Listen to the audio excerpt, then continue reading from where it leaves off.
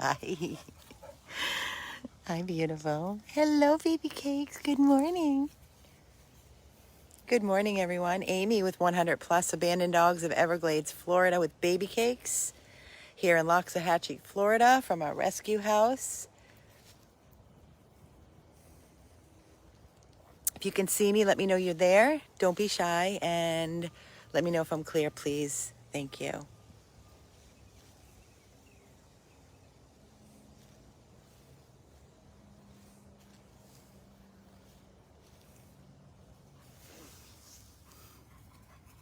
Yes, good morning. Say, I want my lovin', Amy. Come on, come on, come on, come on. Let's do it, Mama. Let's do it. Come on, let's come up here and cuddle. Come on, you're always on the go. You're always on the go. We rescued Baby Cakes from the Miami-Dade shelter after she was there for 2 months with no interest. Heartworm positive, 10, 11 years of age. She has a dangling tumor that's been checked out. She can't go under anesthesia because she's heartworm positive. Doesn't bother her at all. She's known nothing different in her life. She has lived her entire life outdoors. That's all this girl knows is being outside. So bringing her inside, we've tried, and she is miserable. So we have a great setup for our Baby Cakes with an air-conditioned she shed where she can come in and out as she pleases with her fluffy beds and her blankies. And she comes up here and spends a lot of time with us in the main yard. But she would do amazing. It would be amazing. Every time I look at her, I'm like, why can't somebody give you a home? Look at the life she's endured. All of this is from the outdoor elements her entire life. She's been checked out. She does have arthritis, but she gets around better than you and I. Better than you and I, trust me. Nobody can keep up with Baby Cakes. The only medication she is on is for her arthritis, is gabapentin and caprofen twice a day. Takes it in a champ and a piece of cheese. Hi, Baby Cakes. She's feeling better. Yes, she ran up this morning when I opened up her gate, ran to us.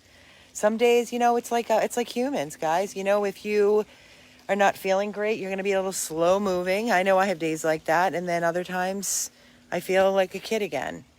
Okay, maybe not a kid, but I feel better.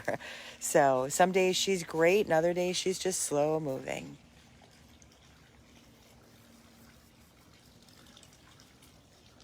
I know Tiffany just did an updated video. It's not cold here. It's beautiful here. It's in the 70s. It's going to be in the 80s. Sorry, 80s. I know Tiffany did a video this morning of the adorable mommy Jolie and her 8 puppies. You saw the photos that we did share of mommy Jolie. The life she has endured, living outside and eating whatever she could get her mouth on. It was tape and bones and rocks and horrible. So we want to make sure, we want to get radiographs done and make sure there's nothing in her stomach, no obstructions. So Tiffany is on her way to take mommy Jolie of the 8 puppies that we just rescued the other day from Miami, living in a hellhole, garbage, starving, to get x-rays to make sure everything is okay. And then I know Lance is going to the vet, and then Dharma has to go to the neurologist. So it is a very, very busy day. On our end, it's been busy, busy, busy, as you know, since last night with our new rescues. Mr. Miyagi, who was a dream. And we have Archie, went to the eye specialist this morning. Thank you to Keith. He woke up bright and early and dropped him off. It's a drop off and then they call us when they're ready and we pick up. So Archie is currently at Dr. Carastro, eye specialist, being looked at to see what's going on with him. He's doing well. He sat in Keith's lap the entire ride on a blanket and never moved. So he's definitely making progress. That's on Archie. I did do a live video last night, guys, and updated everybody. I don't know if you had missed it, but you might want to go back because there's a lot of information on that video from last night. Good morning, Francis. Good morning. I did a video with Mr. Miyagi and Tiffy that we intercepted the little tiny adorable senior Yorkie. Mind you, she's doing wonderful. Slept through the night. She got a bath. She's doing fantastic. She's an easy dog and she's sweet. She's eating. She's peeing and pooping perfect. She walks perfect. And they brought her there to die and to kill her. We intercepted her at the shelter yesterday. The whole transpire of events that we went through yesterday, taking the wrong turn, as I stated in my video last night, hitting traffic, being turned away to get Mr. Miyagi in the morning because he was having surgery for neuter, made me come back when I did with Shelly to pick up Miyagi. And that's when we were there, bam, at the same time, when Tiffy, the little senior Yorkie, was being surrendered. Well, actually, not surrendered, being requested to be euthanized in a little purple cat carrier on the floor. So we grabbed her, and she's with us, and she's phenomenal. Because people suck. Because people truly suck. And we live in a throwaway society. I'm not going to apologize. It was divine, Shannon. It certainly was. Certainly was.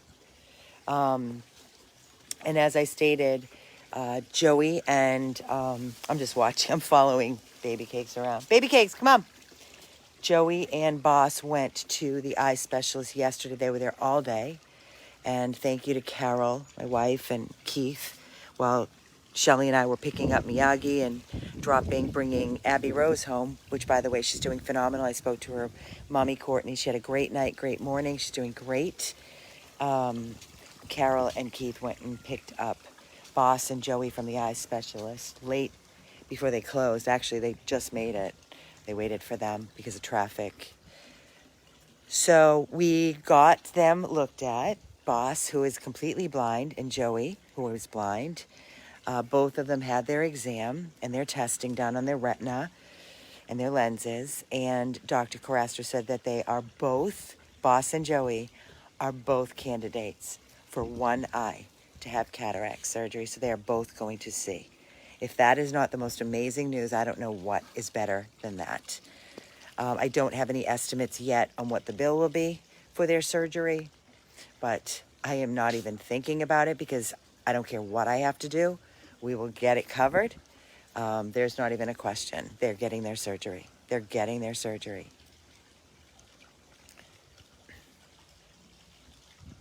You guys have any questions for me? Mommy, what are you doing? Pick up. There you go. What are you smelling? What are you doing? It's good stuff, guys. It's really, really good stuff. Thank you, Diana Locke. I was extremely upset yesterday. I lost it. I definitely lost it. I can't even begin to tell you. I mean, I just picture, I went to the shelter with Shelly, and here we are. We're so excited to rescue and save a life. Couldn't wait for them to bring him out to us, Mr. Miyagi. And as we're sitting in the lobby, this guy is standing there on a retractable leash with this dog who had a leg that was so swollen, curled, and he's walking on his ankle, all swollen, crying, not just sitting there. Dogs that are surrendered, there's different kind of dogs. We see it every day, all night. This dog was so vocal, as though, and he kept looking at this guy. Guy would not even look at the dog, wouldn't touch the dog, just sat there cold as ice, wouldn't comfort him. I went right over to him and I started petting him. He was licking me. I said, is he friendly? He said, he's so friendly. I said, with dogs, with people. How old is he? A year. Not his dog. He claims that it was his girlfriend's dog that she left in his yard for 3 months outside. He had thinning hair, but he was very, very full. He was not at all thin. I said, how did he get that leg injury? He said he got attacked by a dog. Never got addressed, never got on pain meds, and just was being there to be turned over to the county in the shelter as the dog screamed. And when I went outside, we intercepted little Tiffy, the senior Yorkie that was brought to be killed. I was outside in the parking lot and I heard that dog Thor screaming. Shelly came out shaking and crying. I was crying when I was thinking about the turn of events of everything that was happening at that moment. And I had gone live and we lost it. That's what it is when we do these live video feeds. It's raw. It's transparency. It's everything that we're going through. You're going through it with us, and you're feeling it with us. So at the end of the day, while we drove home, I held little Tiffy in my lap, in my arms the entire way home, and Shelly held Mr. Miyagi. And we looked at each other, and we cried. And when we got back, and we're like, we got to just keep going. We saved 2 beautiful lives, and now we're, of course, thinking about Thor that's there, and we have no room and no fosters and nowhere to put this beautiful 1-year-old bully breed. He's gorgeous, and I'm trying desperately to figure out what, where, how, but nobody steps up to help us with fostering. And until we start getting more fosters, as I've said it to you a million times, you guys can scream all you want, you can send messages. I saw the comments. What about the dog that was screaming? What about the dog that was screaming is my question to you. What are you going to do to help us so we can continue and save Thor, or save another life such as Thor or Babycakes that is right in front of you? What are those people that have so much to say? What are you going to do? Because we are beyond, not even just a matter of full. We are exhausted. We are physically and emotionally completely drained. And we find the strength and the courage to keep pushing forward. We brush ourselves off and we keep going. My team is exhausted.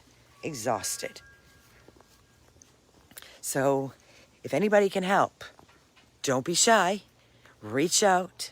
If you have a home where you can open up your home, just like that wonderful woman that reached out to me about Luna that was at the Broward shelter with the leg injury.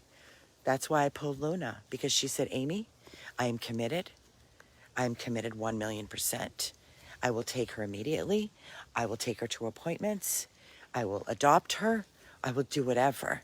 They wouldn't release her to her because the dog could only go to rescue. So I hooked her up with the doctor, the surgeon. We're helping her, and she's doing phenomenal. So that's how we are able to save more lives. So I'm asking you, what are you going to do? What are you going to do?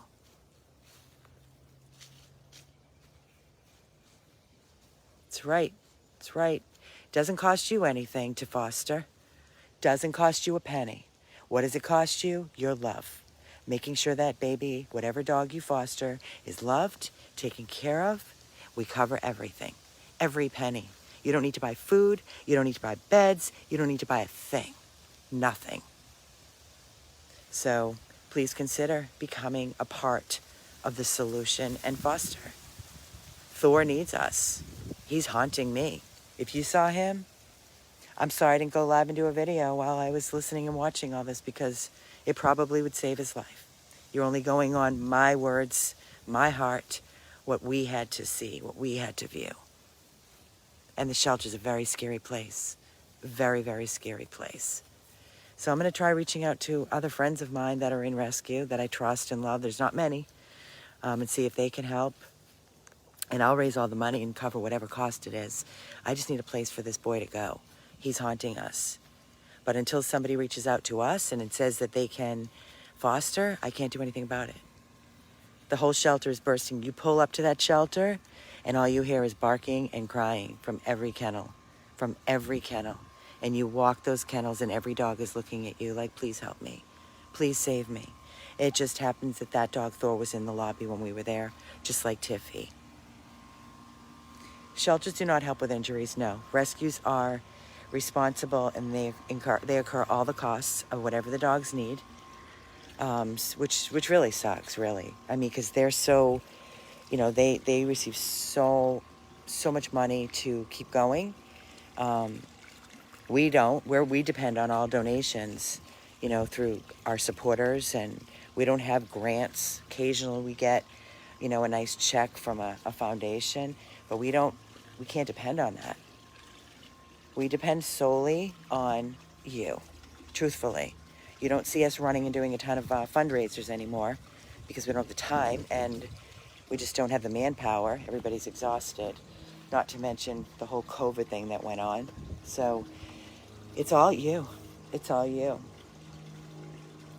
But I just wanted to jump on this morning and say that if you can foster, reach out to us at 100plus, PLUS, abandoneddogs@gmail.com. Send us an email. You do have to be close. You know, you can't be out of state. You can't foster out of state. You can adopt, but I can't foster. Out of state, I have to do home checks. I have to do home checks just like we do here. I need to see where our dog's going to be living. There are special cases where we've had dogs go out of state. Just depends on the situation and the dog. But if we start saying yes, we transport out of state, can you imagine? We're just going to be overwhelmed. We can't. We don't do transport. We don't put our dogs on transport. Too many dogs have been returned over the years, and then what? What happens then? You know?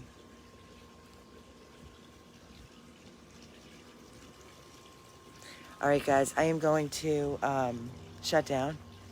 I just wanted to say good morning. Good morning. Kind of give you an update on what's happening. Again, Archie is at the eye specialist right now, and as soon as we know anything, it should be most of the day. Usually they keep the dog most of the day, and then they call us, so we'll keep you posted. Babycakes, it's time to go back, honey. It's hot, and you look like you're getting tired. And then trying to get her back to her yard, she's like, no. Come on, Mama. Babycake. Hey. Come on. And there she goes.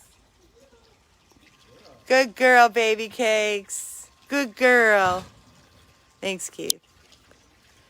All right, guys. I'll be back up and running soon with some more updates. For right now, that's it.